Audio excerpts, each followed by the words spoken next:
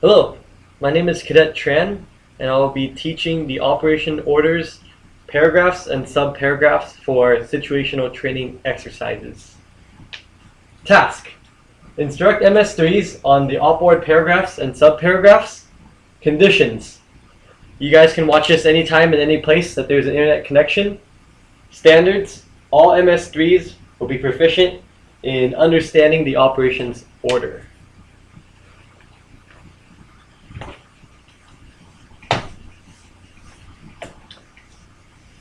Now, I will be attaching a detailed skeleton that I used for my Styx lanes as well as LDAC. You guys can choose to use that or not. However, I will be going over every subparagraph and paragraph I have in there in detail to explain what I'm including inside of my opboard skeleton. All right.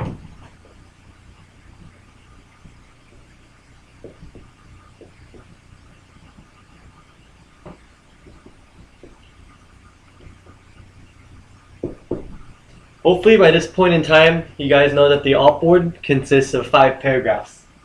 Situation, mission, execution, sustainment, command, and signal. First paragraph is situation.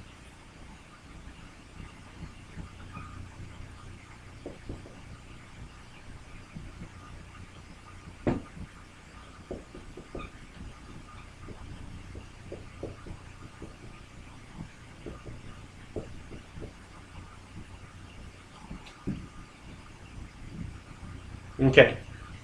The situation consists of 3 subparagraphs: the weather, the enemy forces, and the friendly forces. This is usually what you'd see in an opboard skeleton online, but I'm going to go ahead and be more in depth so you guys know what to fill in, what is important and what is not important. Now for weather, it really depends on whoever's grading your lane. Sometimes they prefer weather, sometimes they don't. In my opinion, it takes about 10 to 15 seconds to brief if you already know how the weather is. And if it works, it works. If it doesn't, it doesn't. Okay? But this is not the most important part of the situation.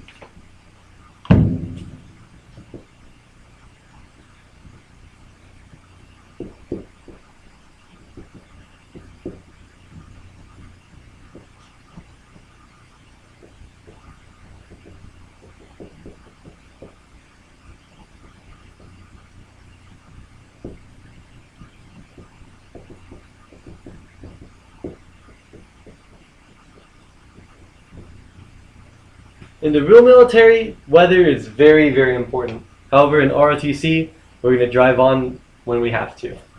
Okay? Within the weather subparagraph is the percent chance of rain, the temperature, the humidity, the wind strength and direction, visibility, as well as cloud cover. Now you can only imagine why you would want to include wind, possibly to adjust the windage knobs in your M16s, M203s, whatever weapon system that you have. Cloud cover might dictate the chance that you have to get air support. Percent rain would also play into role, as well as temperature, into the type of gear that you're going to bring with you. Wet weather, polypro, cold weather gear, if it's going to be really hot. All that goes into planning for the bigger picture. In ROTC, we're going to carry all of our gear. We're going to do what we want to do. So weather, in my opinion, is pretty optional. It'll look good if you do it. If the other, grader might not care.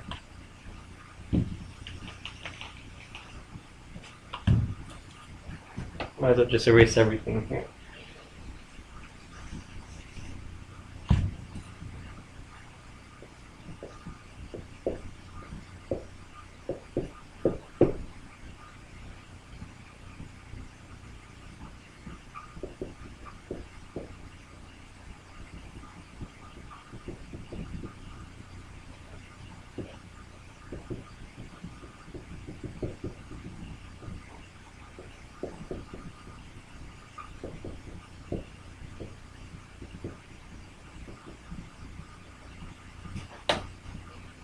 The enemy subparagraph of the situation is possibly one of the most important paragraphs of the whole opboard. when you're receiving it and when you're passing it down to your Joes, this is one of the most important subparagraphs, because when you tie this in to the mission statement, the mission practically plans itself. What you're going to do always comes back to the enemy.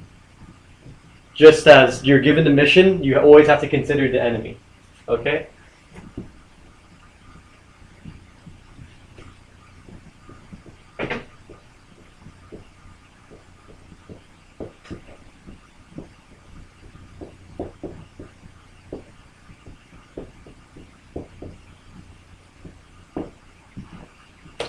Okay, so what's important about the enemy? You want to know the enemy's size, composition, pretty much. You want to know how many people are there, what kind of formation they're in or what they're doing. You want to know what kind of weapons they have, and you really want to know why they're there, as well as the effect that they have on the bigger enemy mission. Now I'm going to introduce to you guys a sentence that kind of encompasses all of this into one nice and neat sentence that explains the enemy very well. As far as probable course of action, most dangerous course of action, I'll go over that next after I write the sentence down.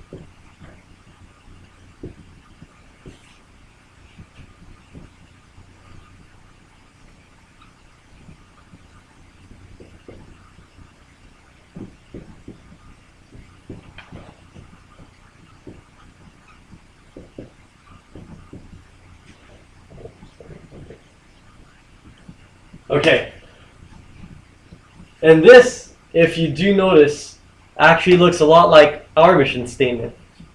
Blank enemy, and you can either circle or give a check mark or something. If you consider this a skeleton, it would be a lot easier if you put 2 to 3, check mark, Sapa, check mark, something else. And I put down for the check marks for their strength. LA stands for lightly armed, MG machine gun, IED for improvised explosive device or mines, or a sniper. And I would just check mark whatever is given to me in the op board.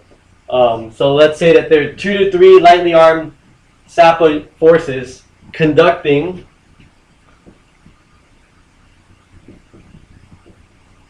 patrols, see one word instead of having to write everything else, conducts patrols in order to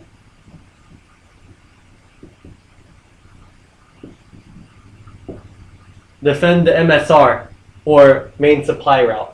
By using this sentence right here that you can just fill in a tiny notebook, you give the size of the enemy, what their uniform is, what are they composed of? Are they Atropian Special Forces, or are they the indigenous SAPA forces?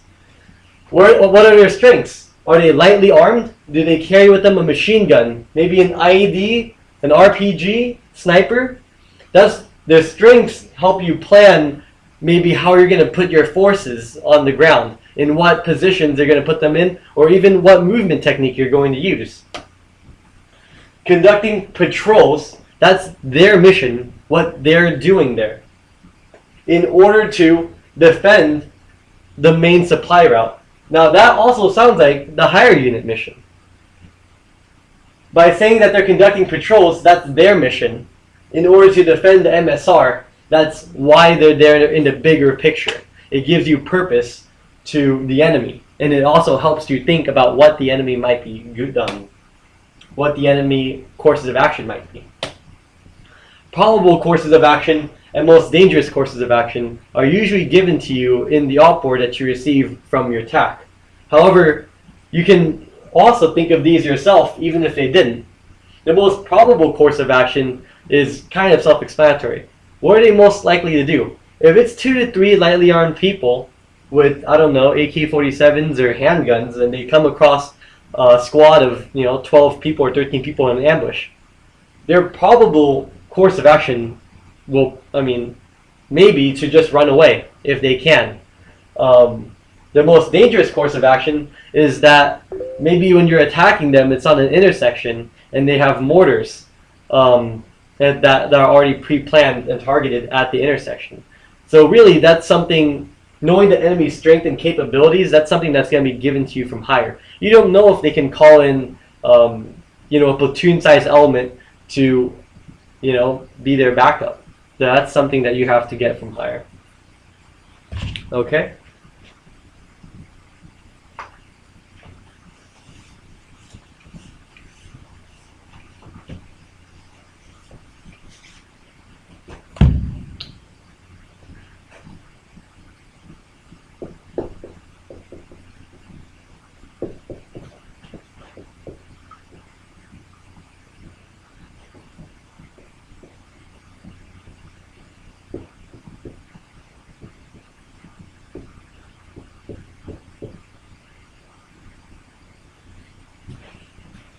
Now notice that I'm using the shorthand for what I'm putting on my skeleton to save as much room as possible.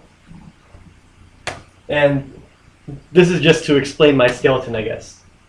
Up arrow UM means higher unit mission. Why are you here? Why is everyone interested in this area? What is your platoon or company trying to accomplish by being here? An example would be the higher unit mission would be to stabilize a region or prevent the Tropians from being attacked by the Sapla forces. Left and right unit mission. These are your peers. Say if you're a squad leader, the higher unit mission will be the platoon, while the left unit mission and right unit mission will be second squad and third squad.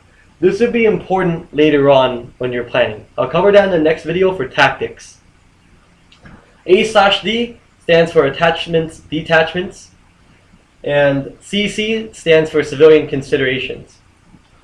Now all of this in the everything that's been discussed in the situation paragraph, everything has to be considered when you're making your plan.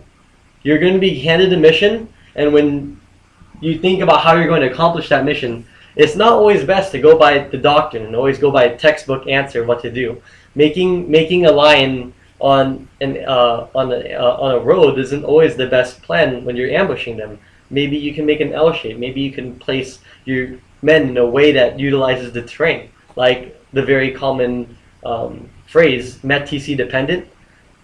That really does involve thought, and I feel that usually for ROTC cadets, a lot of people always fall back on doctrine, and even when it's not the best thing to do. Okay?